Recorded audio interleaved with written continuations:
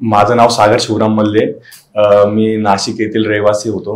माझं नुकतंच पदवी कंप्लीट झाली आणि ऑक्टोबर 2019 मध्ये माझे दोघं किडनी निकामी झाले असे डॉक्टरांनी सांगितले. त्याच्यानंतर मी डायलिसिसवरती होतो आणि डायलिसिस करत असताना मला माझे बरेच सहकाऱ्यांनी सल्ला दिला की औरंगाबाद येथे कमल नयन बजाज रुग्णालयामध्ये ऑपरेशन यशस्वीरित्या पार पडतं 1995 पासून, तर तुम्ही तिथं जाऊन आवश्यक ती ट्रीटमेंट घ्या. तर मी त्याच्यानंतर ऑक्टोबर 19 मध्ये इथं आलो आणि डॉक्टर समीर महाजन सरांना भेटलो.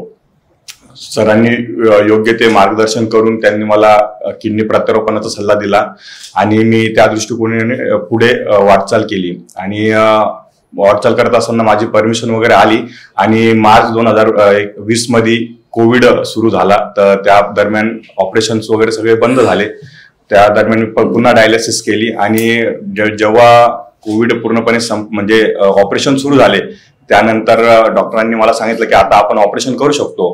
पण तेव्हा पुन्हा कोविडची चाचणी केल्यानंतर त्याच्यात मी पॉझिटिव्ह आलो. मी आणि माझी जी किडनी दाता आई होती त्यांनाही दोघंही कोविड पॉझिटिव्ह होतो. ते एक खूप मोठं चॅलेंज होतं वैद्यकीय सगळ्या पथकासमोर की बाबा कोविड पॉझिटिव्ह असताना कसं काय ऑपरेशन करणार.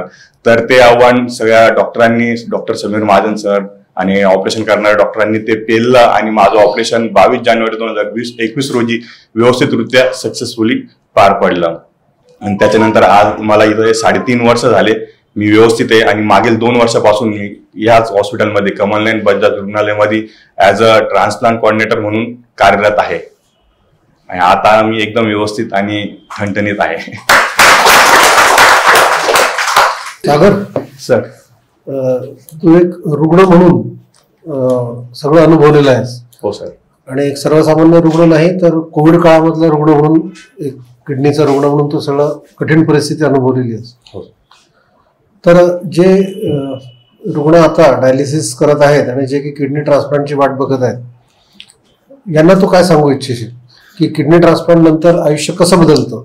तू काय सांगशील त्यांना? किडनी ट्रान्सप्लांट नंतर आपण पुन्हा आपलं पूर्ववत आयुष्य जगू शकतो. फक्त काही लिमिटेशन्स असतात आपल्याला की रेग्युलर मेडिकेशन्स वगैरे घेणं आणि आपली एक्सरसाइज, जे बाहेरचं फूड वगैरे अवॉइड असतात ते अगदी व्यवस्थित, म्हणजे आपल्याला पुन्हा जशी आपली आधीची असते तशी होऊन जात असते. आपण रेग्युलर वर्क करू शकतो आणि आनंददायी जीवन जगू शकतो.